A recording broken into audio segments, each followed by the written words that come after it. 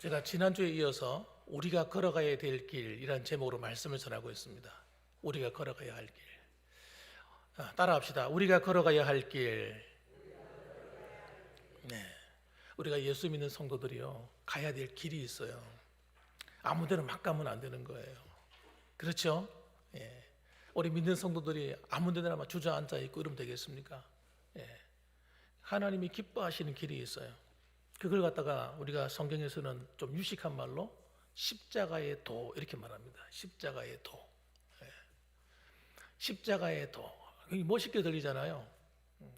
그걸 확 줄여가지고 한마디로 말하면 하나님의 사랑입니다. 하나님의 사랑. 하나님의 사랑. 좀 알아듣기 쉽게 말하면 사랑이에요. 하나님께서 이 땅에 주신 말씀 가운데 하나님이 우리에게 들려주는 이 성경 66권 이 안에 하나님이 엑기스 말씀이 다 들어있는데 이 성경을 쥐어짜면 나오는 게 뭐예요? 사랑의 사랑. 예. 그래서 구약 성경도 신약 성경도 계속 하는 말이 뭐예요? 사랑하는 것에 대한 이야기를 하는 겁니다. 말 내용도 다르고 방향도 다른 것처럼 보이고 뜻도 다른 것처럼 보이지만 결국에 가서 하는 이야기는 하나님의 사랑이고 이웃의 사랑이에요. 그 사랑을 모르는 자는 지난 시간에 어떻다고요? 하나님을 모른다. 하나님을 모르는 것이다. 이렇게 했단 말이에요. 그 오늘날 세상 사람들이 교회에 요구하는 게 뭘까요? 사랑이에요. 사랑. 이러면 교회 안에서 성도들에게 넘쳐 흘려야 될 게 뭘까요? 사랑이에요. 여러분, 이 사랑을 잃어버리는 순간 모든 걸 잃어버리는 겁니다. 모든 걸 잃어버리는 거예요. 여러분, 우리 신앙생활 하면서 사랑을 한번 빼볼까요? 어떻게 되는지. 예배를 드리는데 사랑을 빼봅시다. 하나님을 사랑하는 마음이 없이 예배 드리면 어떻게 돼요? 그건 아무것도 아닌 거예요. 아무것도 아닌 거예요. 하나님을 사랑하는 마음으로 예배를 드려야 돼요. 그 봉사할 때도 어떤 마음으로 봉사를 해야 돼요? 하나님을 사랑하는 마음으로. 봉사하다가 서로 간에 서로 의견이 안 맞고 서로 충돌이 일어날 때 어떻게 해야 돼요? 이웃을 사랑하라 하셨더니 사랑하는 마음으로. 이 사랑의 길을 잃어버리는 순간 우리는요 끝나는 거예요. 교회는 교회로서의 길을 떠나는 것이고 하나님의 백성의 길을 떠나는 것이고 사랑의 길을 잃어버리는 순간 땅에 밟히는 소금과 맛을 잃어버린 소금과 같이 되는 것이고 캄캄한 어둠 가운데 빛이 꺼져버리는 것과 똑같은 것입니다. 사랑이 없으면 그래서 아무것도 아니요. 고린도전서 13장에 하는 이야기예요. 그래서 여러분 이 사도 요한은요 어떤 사람이냐? 사도 요한은 정말 예수님이 처음부터 끝까지 따라다닌 사람이에요. 예수님의 12제자 가운데서도 가장 깊이 따라다니고 가장 끝까지 옆에서 있었던 사람.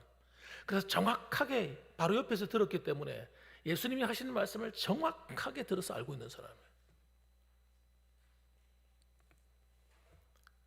예수님의 제자로 처음에 출발할 때 세례 요한이 예수님에 대해서 증거할 때에 원래는 이 요한 사도가 세례 요한의 제자였어요.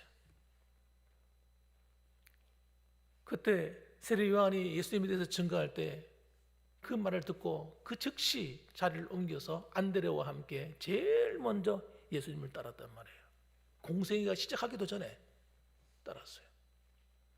그리고 예수님께서 마지막 만찬을 베푸실 때에도 바로 예수님 바로 옆에서 예수님께 기대어서 함께 음식을 먹던 사람이 누구냐? 바로 사도 요한이었어요. 그리고 예수님이 십자가에 달리실 때도 제자들이 전부 다 도망갈 때도 이 사도 요한은 끝까지 예수님 곁에 있었어요. 십자가 밑에까지 따라간 사람이 누구냐? 사도 요한입니다. 그러니까 이 사도 요한은요 예수님의 말씀을 어떻게 들었을까요? 정확하게 들었고 정말 가슴 깊이 새긴 사람이에요. 그래서 이 사도 요한의 글을 읽어보면, 말씀을 읽어보면 정말 성경의 핵심을 팍팍팍 찌릅니다. 그래서 여러분 복음서도 사복음서라서 4개의 복음서가 있잖아요. 마태, 마가, 누가, 요한이 있잖아요. 이 요한복음은요, 처음부터 끝까지가 진국이에요, 진국. 예. 처음부터 예수님이 어떤 분인지를 정확하게, 예수님이 이런 분이라고 정확하게 선포합니다. 요한 1, 2, 3서를 쓰는데요, 요한 1, 2, 3서 쓸 때도 이 요한 1, 2, 3서를 그냥 쓴 게 아니에요. 성령의 감동을 받아서 정말 성경의 핵심을 꽉꽉 짜가 집어넣은 책이 요한 1, 2, 3서예요. 요한 1, 2, 3서 요한복음의 주제가 뭡니까? 예수 그리스도가 하나님의 아들이시고 그분이 이 땅에 오셔서 우리한테 행하고자 하신 것이 뭐예요? 하나님이 사랑을 우리에게 주시고 또 우리로 하여금 하나님의 사랑으로 살아가도록 만드시는 이 복음에 대한 얘기를 하는 겁니다. 그래서 이렇게 놀라운 충격적인 말씀을 하는데 한번 들어보세요. 오늘 뭐라고 하는지. 첫째는 뭐냐면요, 따라합시다. 형제를 사랑하는 것이 구원받은 증거다, 이렇게 얘기를 합니다. 이 말이, 저는 이 말을 듣는 순간 충격받았어요. 예? 그럼 사랑하지 않는 것은 뭐예요? 그 안에 구원이 없다고 소리치는 것 같다는 거예요. 자, 14절 말씀 같이 한번 읽어봅시다. 시작. 우리는 형제를 사랑함으로 사망에서 옮겨 생명으로 들어간 줄을 알거니와 사랑하지 아니하는 자는 사망에 머물러 있느니라. 충격이에요, 충격. 우리는 이런 말 다 피해가잖아요. 이런 말씀은. 뭐 이런 말씀이 있지? 예수 믿으면 구원받는 거지? 이러면 다 피해간다고요. 여러분 수학에도 산수에도 검산이라는 게 있어요. 검산. 여러분 검산이 뭐냐면요, 내가 문제를 푸는 것을 갖다가 맞는지 안 맞는지 확인하는 작업이 검산하는 작업이에요. 추적해서 풀어보는 거예요. 맞는지, 이게 정말 내가 똑바로 푸는 건지 안 푸는 건지. 마찬가지예요. 신앙에도 검산이 있어요. 검산. 내가 정말 바르게 믿고 있는 건지 바르게 믿지 않는 것인지 검산하는 거예요. 오늘 그 이야기를 하는 거예요. 오늘 이 예수님을 따랐던 사도 요한이. 우리는 형제를 사랑함으로 사망에서 옮겨 생명으로 들어간 줄 알거니와 사랑하지 아니하는 자는 사망에 머물러 있느니라. 이 말이 무슨 말이에요? 형제를 사랑하지 않는 사람은 사망에서 생명으로 옮긴 것이 아니고 여전히 사망에 머물러 있다. 구원이 없다. 이렇게 얘기하는 거예요. 사랑은 해도 되고 안 해도 되고 이런 문제가 아닌 거예요. 여러분, 내가 사랑을 해도 되고 안 해도 되고 이런 문제가 아니라니까요. 사랑하지 않는 자는 하나님의 사랑에서 떠난 사람이다. 사랑을 모르는 사람이다. 하나님을 모르는 사람이다. 이렇게 이야기하는 겁니다. 정말 충격적인 말씀이에요. 그러니까 우리가 구원받았다는 증거가 뭡니까? 형제를 사랑하는 것으로 반드시 나타나야 된다. 이런 얘기예요. 반드시 나타나야 된다. 사실 우리들은 이런 말씀을 수없이 읽거나 들으면서도 별로 감흥이 없이 그렇지, 그럴까 보다 이렇게 지나쳤을 확률이 대단히 높습니다. 왜냐하면 형제를 사랑하는 것이 이렇게 중요한 줄 몰랐기 때문입니다. 15절 말씀에도 얘기합니다. 같이 한번 읽어봅시다. 시작. 그 형제를 미워하는 자마다 살인하는 자니 살인하는 자마다 영생이 그 속에 거하지 아니하는 것을 너희가 아는 바라. 충격이에요. 그 형제를 마음에 미워했는데, 불편해하고 미워하고 좋아하지 않았는데 하나님이 뭐라고 말합니까? 너는 살인했어. 이렇게 얘기를 하는 거예요. 그리고 살인했다면 너는 그 속에 영생이 없어. 구원받은 거 아니야. 하나님 백성 아니야. 이렇게 얘기하는 거예요. 정말 충격이지 않습니까? 좀 우리가 놀라야 됩니다. 이런 말씀을 읽으면서 충격을 받아야 돼요. 여러분, 구약에서 우리는 구약보다 신약이 더 우리를 자유케 한다고 생각해요. 그렇죠? 더 쉽다고 생각해요. 구약의 백성들이 하나님을 믿는 것보다 신약의 백성들이 예수님을 믿는 성도들이 믿는 하나님이 더 쉽다고 생각하는 거예요. 왜냐하면 진리를 알지니 진리가 너희를 자유케 하리라. 예수 믿으면 구원받는 것이야. 이렇게 간단하게 말하기 때문에 우리가 착각을 일으키는 거예요. 구원이 무엇인지를 모르게 되는 겁니다. 그래서 우리가 예수를 믿어 구원을 받게 되면요, 성령이 우리 안에 오셔서 하는 일이 있어요. 그것이 뭐냐면요, 하나님을 사랑하게 만듭니다. 하나님을 찬송하고 싶게 만들어요. 기도하고 싶게 만들고요, 성경을 읽고 싶게 만들고, 그리고 성경을 읽지 않으면요, 양심의 가책을 느껴요. 기도를 하지 않으면요, 양심의 가책을 막 느껴요. 왜? 우리 양심이 거듭나가지고 소리치는 거예요. 그리고 형제를 사랑하지 않고 미워하게 되고 관계가 어려움이 생기면요, 마음이 힘들어. 양심이 막 너무너무 힘들어. 견딜 수가 없는 거예요. 이게 정상적인 그리스도인이에요. 남을 미워하면서도 그냥 아무렇지도 않고 이렇게 살 수가 없다니까요. 그러니까 여러분, 이 신약에서는요, 주님께서 뭘 말하냐면요, 겉으로 드러난 죄만 죄가 아니라고 말씀하시는 거예요. 그러니까 우리는 회개할 때 어떻게 회개합니까? 겉으로 드러난 죄만 회개하잖아요. 성경을 똑바로 안 읽은 거예요. 산상수훈이라도 똑바로 읽었으면 우리가 하나님 앞에 똑바로 회개하고 살았을 텐데, 산상수훈의 말씀도 제대로 안 읽은 거예요. 오늘 요한 1, 2, 3서에 나오는 이런 말씀도 제대로 안 읽은 거예요. 그래서 내 마음의 상태가 죄인 것을 우리가 모르는 겁니다. 창세기 6장에도 하나님께서 무엇을 제일 미워하시냐면요, 그들의 생각이 모든 것이 악함을 하나님께 한탄하셨다고 그랬어요. 죄가 어디서부터 출발합니까? 마음으로부터, 생각으로부터 시작되는 거예요. 죄의 뿌리가 어디 들어있습니까? 겉으로 드러나는 데 있는 게, 이건 열매일 뿐이에요. 겉으로 드러나는 열매고 진짜 심각한 것은요, 우리 안에 있는 거예요. 그래서 예수님이 뭐라고 말씀하셨냐면, 너희 겉에서 손으로 씻지 않고 먹음으로 우리가 더러워지는 것이 아니고 우리 안에서 모든 더러운 것이 나온다. 주님 그렇게 말씀하셨어요. 예수님께서. 정말 심각하게 우리가 하나님 앞에 고발당해야 될 것이 뭐냐면 우리 마음의 상태입니다. 오늘도 어떤 마음으로 앉아 있는지, 어떤 생각으로 앉아 있는지 하는 거예요, 여러분. 그래서 여러분, 마음에서 미워하는 마음이 나오는 것은 이게 살인죄와 같은 것이에요. 가인이 그냥 사람을 죽인 것이 아니기 때문이에요. 모든 살인죄는요, 물론 우발적인 것도 있습니다만, 그러나 대부분의 살인은요, 안에서 쌓여서 나오는 겁니다. 그래서 여러분, 우리는 마음으로부터 회개가 일어나야 돼요.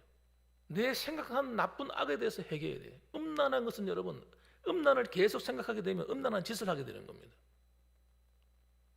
그래서 주님 뭐라고 말씀합니까? 음욕을 품은 자마다 이미 간음하였느니라. 그렇게 말씀하잖아요. 그걸 회개해야 되는 거예요. 그것이 악이기 때문에, 악이 내 안에 있기 때문에. 그래서 여러분, 형제를 미워하지 않고 용서가 되지 않고 여러분 용납이 되지 않는 마음은 성령이 주신 마음이 아닙니다. 하나님은 우리를 그렇게 지었지 않으셨어요. 누가 씨앗을 뿌린 거예요, 씨앗을. 그 불편한 마음 누가 줬냐고요, 누가. 우리는 그런 사람이 아니라니까요. 우리는 하나님 앞에 죄로 씻음 받아 거룩함을 입은 사람들인데 누가 와서 뿌린 거, 씨앗을 뿌린 거예요. 미움이라는 여러분 열매가 그냥 맺히는 게 아니고 씨앗이 심겨졌기 때문에 맺히는 거예요. 누가 그렇게 했냐, 누가. 가라지를 누가 뿌렸나이까? 제자들이 물어볼 때 예수님이 뭐라고 말씀하냐면 악한 자가 와서 잠잘 때 뿌렸다, 이렇게 얘기합니다. 우리가 영적인 잠을 자게 되면요, 영적으로 졸고 앉아 있으면요, 사탄이 와가지고 뿌리는 거예요. 우리의 생각에다가 미움을 뿌리고 음욕을 뿌리고 나쁜 것을 뿌리는 거예요. 거짓을 뿌리고 진실을 뺏어가 버리고 도둑질해 가 버리고.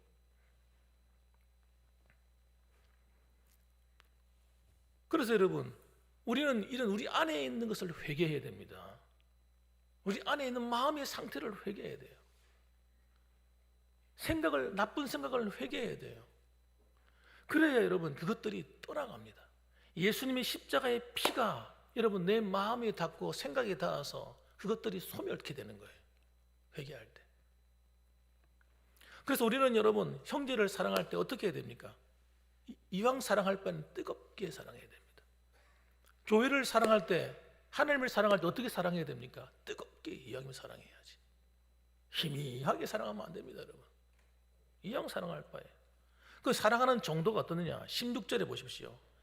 이렇게 말씀해요. 그가 우리를 위하여 목숨을 버리셨으니 우리가 이로써 사랑을 알고 우리도 형제들을 위하여 목숨을 버리는 것이 마땅하니라. 또 충격이에요, 충격. 주님 말씀하시는 사랑의 정도가 뭐예요? 목숨을 버릴 정도로 사랑하는 거예요. 아니, 목숨을 버려서 사랑한다니요.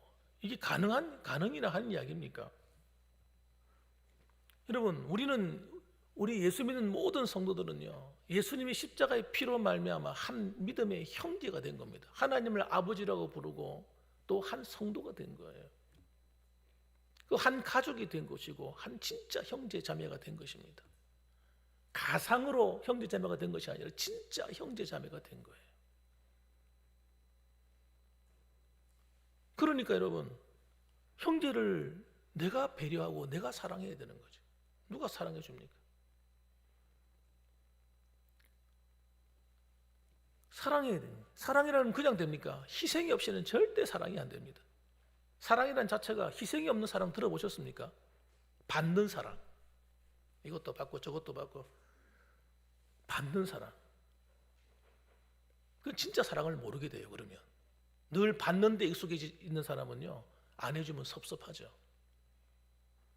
성경적인 진짜 참 사랑은요, 받는 사랑이 아니에요. 주는 사랑이지. 희생하는 사랑이에요. 희생이 없는데 무슨 사랑이 됩니까? 그 사랑은요, 줘줍니다. 사랑은 줘주는 거예요. 내가 밟고 올라서는 게 아니에요. 사탄은요, 우리 마음속에 어떤 마음을 주냐면요, 섭섭한 마음을 줘가지고요, 우리가 밟고 올라서고 싶은 세상적인 욕망을 하나 교회 안에 심어주는 거예요. 그러면 안 되는 거죠. 그러면 그 순간에 지옥이 돼버리면 지옥. 천국이 깨어져 버리고 지옥이 돼버리는 거예요. 하나님 나라가 깨어져 버리는 거예요. 하나님의 나라는 여러분, 하나님 말씀에 복종해서 서로 섬기는 나라입니다. 섬기는 나라. 큰 자가 작은 자를 섬기는 거예요. 그래서 여러분 참 안타까운 이야기지만 큰 사람이 섬기게 돼요. 믿음이 작은 사람은 절대 섬길 수가 없어요. 믿음이 커져야 섬기는 거예요. 그래서 섬기고 희생하는 사람들은 전부 다 믿음이 큰 자들이에요. 그래서 여러분, 우리는 예수님이 보여준 대로 자신의 목숨을 바쳐 교회를 사랑하고 우리를 사랑하고 나를 사랑해 주신 것처럼 나도 사랑의 근본의 위치가 수준이 좀 높아야 되는 거예요. 저 사람이 어떻게 사랑하는가 보자. 거기 맞춰서 사랑하는 것이 아니고, 저 사람이 나한테 잘해주면 나도 잘해주고, 저 사람이 못해주면 나도 못하고, 이건 사랑이 아니라 이건 돈 내기다. 돈 내기. 여러분, 돈 내기 여러분 좋아하시죠? 주고 받는 거. 이런 걸 부조라고 해요. 부조. 공공부조라고 그러잖아요. 서로 나누는 거잖아요. 준 만큼 받는 거잖아요. 이건 성경적인 거 아닙니다, 여러분. 성경적인 거 아니에요. 그건 사랑이 아니에요. 내가 준 거 내가 받는데 그게 무슨 사랑입니까? 착각하시면 안 됩니다. 그건 희생도 아니고 내가 준 거 돌려받는 거잖아요. 교회는 여러분 공공부조하는 장소가 아닙니다. 섬기는 장소지. 사랑하는 곳이지. 사랑해야 하나님의 사랑이 그 안에 충만해지는 거예요. 이 세상적인 사랑이 들어오는 순간, 서로 간에 네가 얼마큼 나를 사랑해 줬냐, 얼마큼 나한테 잘 대해주냐 따라서 살아가기 시작하면 그때부터 여러분 교회는 무너지는 거예요. 가정도 마찬가지예요. 가정 안에도 하나님의 사랑이 딱 들어가지 않고 인간적인 사랑이 들어가는 순간 가정은 와해돼 버려요. 오늘날 젊은이들이 가정을 지키는 방법은요, 하나님을 만나는 길밖에 없어요. 하나님의 사랑을 만나지 못하면 가정을 못 지켜냅니다. 두 번째는 여러분, 형제를 사랑하는 것은 행동이 반드시 따라야 됩니다. 한번 따라합시다. 형제를 사랑하는 것은 행동이 따라야 된다. 18절 보십시오. 자녀들아, 우리가 말과 혀로만 사랑하지 말고 행함과 진실함으로 하자. 이렇게 말하는 거예요. 말뿐인 사랑 말고 진짜 사랑을 하자. 또 19절에 이로써 우리가 진리에 속한 줄을 알고 우리 마음을 주 앞에서 굳세게 하리니, 이렇게 말씀합니다. 그러면요, 저 두 가지 방향에서 오늘 말씀 보려고 그래요. 그러면 실제 사랑을 하려면요, 두 가지가 반드시 필요한데, 첫째는 뭐냐면 용서입니다. 용서. 진실한 사랑을 하려면 제일 먼저 선행되어야 될 것이 형제의 잘못을 용서하는 것이 몸에 딱 배어야 됩니다. 용서가 안 되면 사랑은 절대 할 수 없습니다. 무슨 방법으로 할 수 있겠어요? 나도 실수하고 상대방 사람은요 다 실수해요. 부족해요. 완벽한 사람은 이 세상에 단 한 명도 없습니다. 용서받지 않아도 될 사람 이 땅에 한 명도 없어요. 한 명도 없어요. 알게 실수하고 모르게 실수하고요, 다 서로 간에 때로는 상처를 주기도 하고 서로 실수하며 사는 거예요. 나는 절대 아니야. 목사님, 저는요 한 번도 그런 적이 없어요. 이렇게 말하는 사람은 자기를 모르는 겁니다. 그런 사람이 정말 있다면 난 그것도 충격이에요. 정말 자기를 모르는 겁니다, 여러분. 자기를 모르는 사람이 혹시나 있다면요, 그 사람은요 비극이에요. 자기는 완전한 사람이기 때문에. 우리는 다 실수하는 거예요. 서로 상처를 주고받는 겁니다. 그렇지 않을 수가 없다니까요. 왜냐하면 우리가 모두가 성령 충만한 상태로 항상 살아가는 것이 아니기 때문에. 아니, 김상희 목사가 항상 성령 충만하겠습니까? 장로님들이 항상 성령 충만하겠습니까? 권사님들이 성령 충만하겠어요? 우리 집사님들이 항상 성령 충만하겠어요? 청년들이 항상 그렇겠습니까? 성도들이 그렇겠습니까? 우리가 항상 온전하고 정말 틀림이 없고 빈틈이 없는 그런 성령 충만하고 온전한 그런 상태로 항상 살아갈 수가 없다니까요. 그래서 여러분, 성경에서 이렇게 얘기합니다. 용서하지 않으면 안 될 이유를.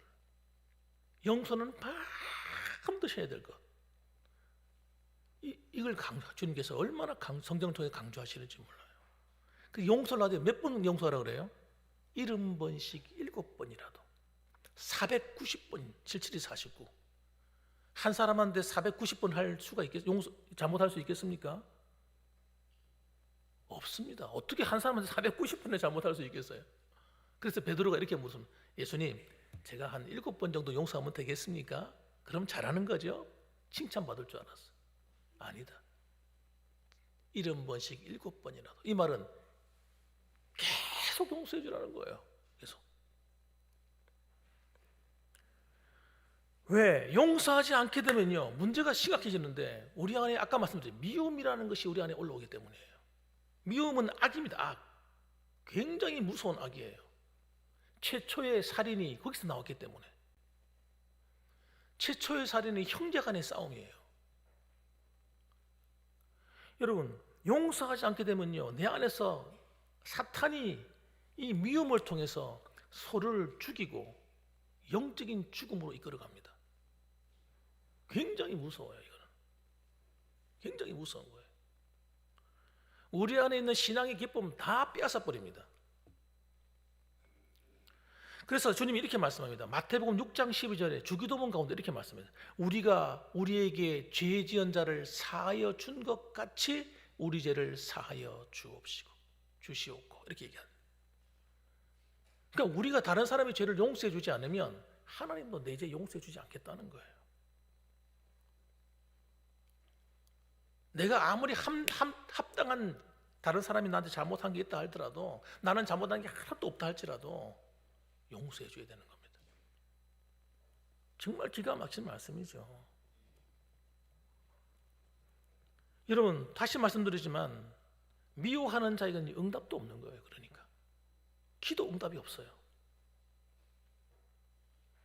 왜? 하나님이 내 죄를 용서해 주지 않겠다고 하는데 무슨 기도 응답이 있겠습니까? 그 사람이 드리는 예배가 하나님께 올라가겠습니까? 하나님이 가인의 예배를 안 받으셨다니까. 하나님이 가인의 예배를 안 받았다니까요. 가인이 동생을 미워하고 있는 동안 하나님 그가 드리는 제물도 기도도 예배도 안 받았다니까. 하나님이. 그럼 가인이 어떻게 했어요? 화가 나가지고 하나님께 달라들잖아요.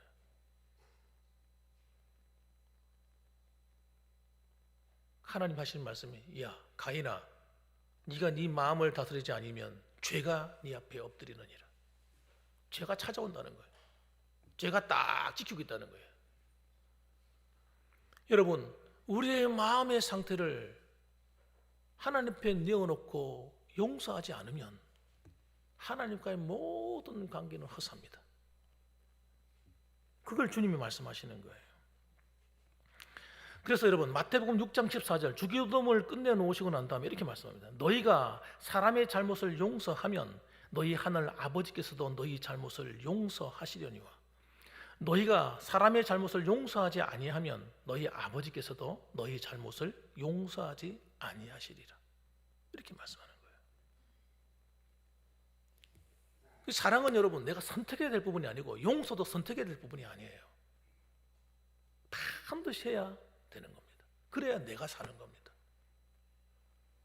내가 사는 거예요. 다른 사람의 문제가 아니에요. 내 영혼이 살고 하나님과 나 사이의 문이 열리고 응답의 문이 열리고 예배가 살고 기도의 문이 열리는 거예요. 그래서 용서는요, 나를 위한 거예요. 교회를 위한 것이고 성도들을 위한 것입니다. 용서하지 않으면 사탄이 장난을 치는 장소가 되어버립니다. 그래서 여러분, 미움과 복수하고자 하는 마음은요, 하나님 나라와 교회를 파괴시키고 가정을 파괴시켜버립니다.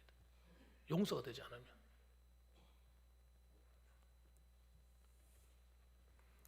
그래서 여러분, 용서는 내 감정으로 하는 게 아닙니다. 내 감정.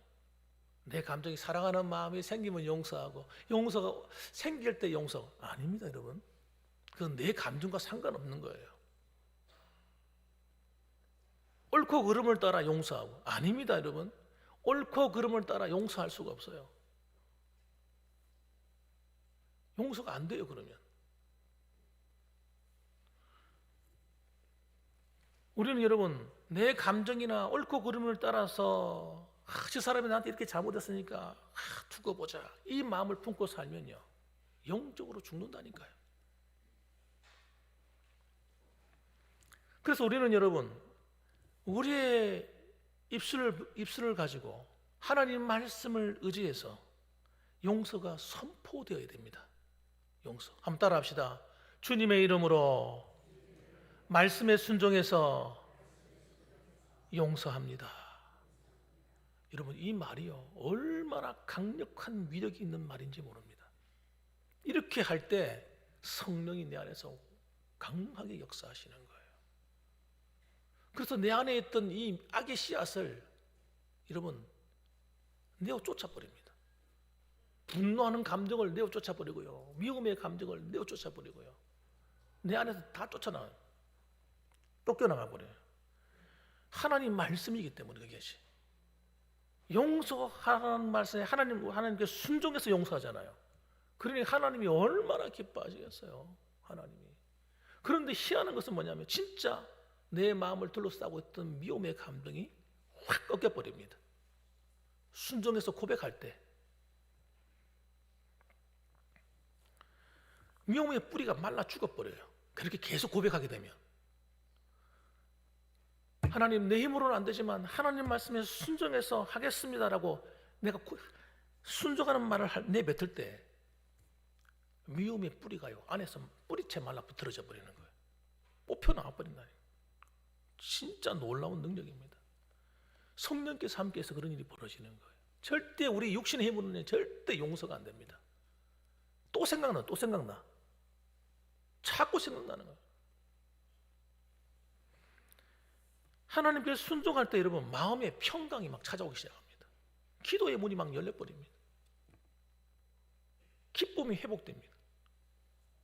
그래서 용서 없이는요 아무것도 안 되는 거예요. 용서는 여러분 내 감정이 아니라 하나님 말씀에 순종해서 하는 것이다. 절대 잊으시면 안 됩니다. 두 번째는 여러분 물질로 구제하고 선을 베푸는 일에 인색하면 안 됩니다. 특히 적어도 우리 교회 봉황교회 성도들은 17절 말씀 보십시오. 누가 이 세상의 재물을 가지고 형제의 궁핍함을 보고도 도와줄 마음을 닫으면 하나님의 사랑이 어찌 그 속에 거하겠느냐. 여러분 이 물질을 잘 사용하는 것은요 여러분이 복을 받는 비결 중에 한 가지입니다. 하나님은 여러분 우리를 축복하실 때 가정이 어려운 사람 있잖아요. 가정이 어렵고 늘 가난의 그늘이 잘 안 벗겨지는 사람들, 그런 사람들은 이 말을 반드시 귀담아 듣고 아이들한테 가르쳐야 됩니다. 어딜 가든지 네가 먼저 대접해라 이거예요. 남을 먼저 섬겨라. 이걸 꼭 가르쳐 줘야 돼요. 여러분 이걸 가르쳐 놓으면 그 아이들이 복이 따라다니는 아이들이 됩니다. 아이들이 재산의 가난의 그늘에 덮이지 않습니다. 하나님이 아이들의 앞길을 막 열어줍니다. 축복해줘요. 그냥 돈을 쓸 줄 모르고 불불 떠는 사람이 있잖아요. 그래가지고 재산을 쌓아놓은 사람은 3대를 못 넘긴다니까요. 3대를 못 넘긴다니까요. 물질이 다 날아가 버려요. 자기만을 위해 쓰고 가족만을 위해 쓰는 사람들은요 재산이 남아나지 않습니다. 한순간에 날아갑니다. 그 사람한테는 돈을 줘봤자, 물질을 줘봤자 자기만을 위해 쓰니까 하나님이 축복할 이유가 없어지는 거예요. 그러나 성경의 말씀대로 순종해서 물질을 쓰는 사람은 하나님이 성경에 있는 대로 축복하시는 거예요. 자, 그럼 어떻게 축복하시느냐?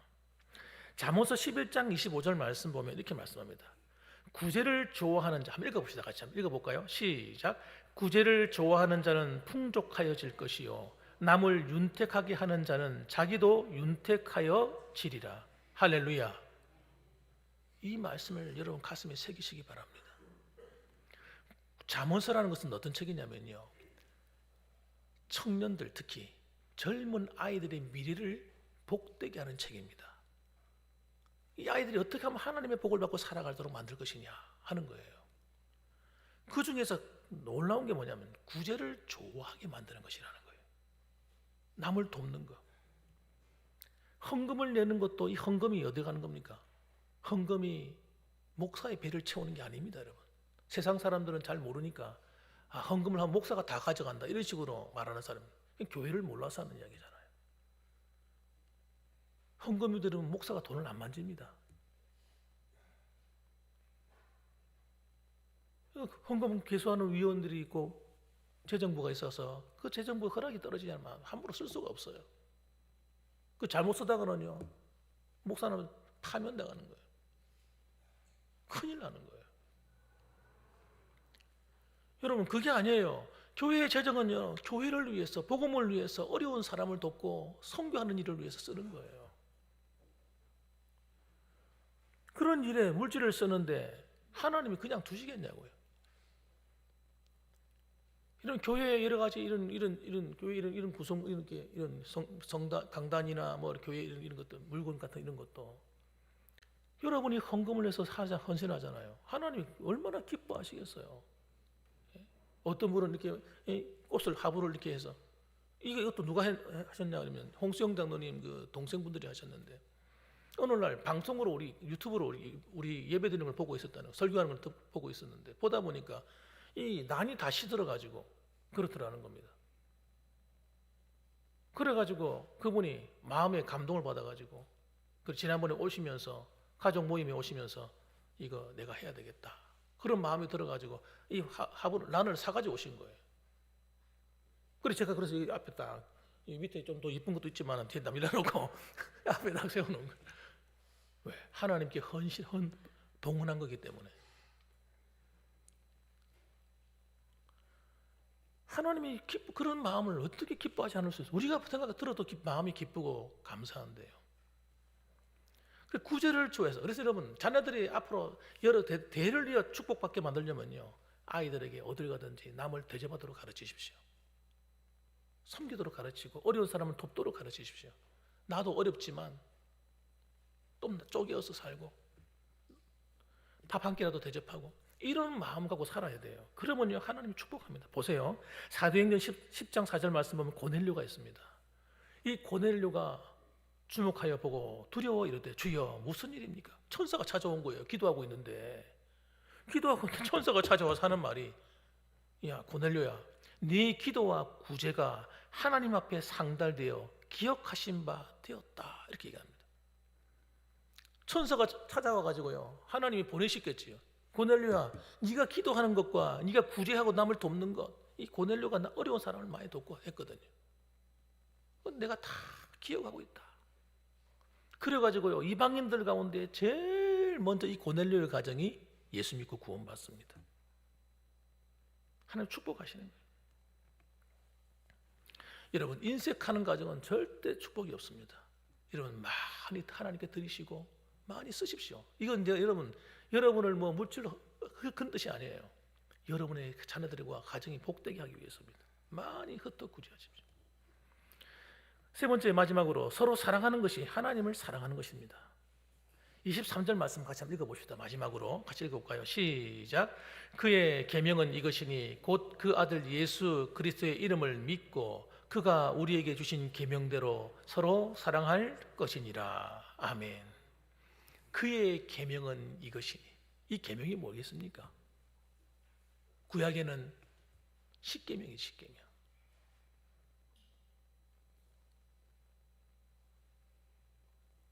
그 계명의 핵심이 뭐예요?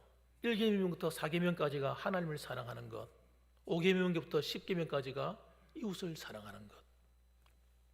합하면 사랑이에요. 여러분, 우리에게 주신 계명대로 서로 사랑하는 것이에요. 이 하나님 말씀에 순종해서 사랑하는 것이 하나님을 대단히 기쁘게 하는 겁니다. 대단히 기쁘게 하는 거예요. 그래서 예수님이 뭐라고 말씀하셨냐면 자기도 하나님을 어떻게 사랑했냐면요, 아버지의 계명을 지켜 사랑했노라고 요한복음 15장에 그렇게 얘기합니다. 그럼 하나님을 어떻게 사랑하실래요? 눈에 보이지 않는 하나님을 어떻게 사랑해요? 하나님 말씀대로 그 계명을 지켜서 사랑하는 거죠. 그러니까 주님도 이렇게 말씀하면 너희도 내 계명을 지켜 나를 사랑해라. 그 주님의 계명이 뭡니까? 사랑하는 거지. 사랑하는.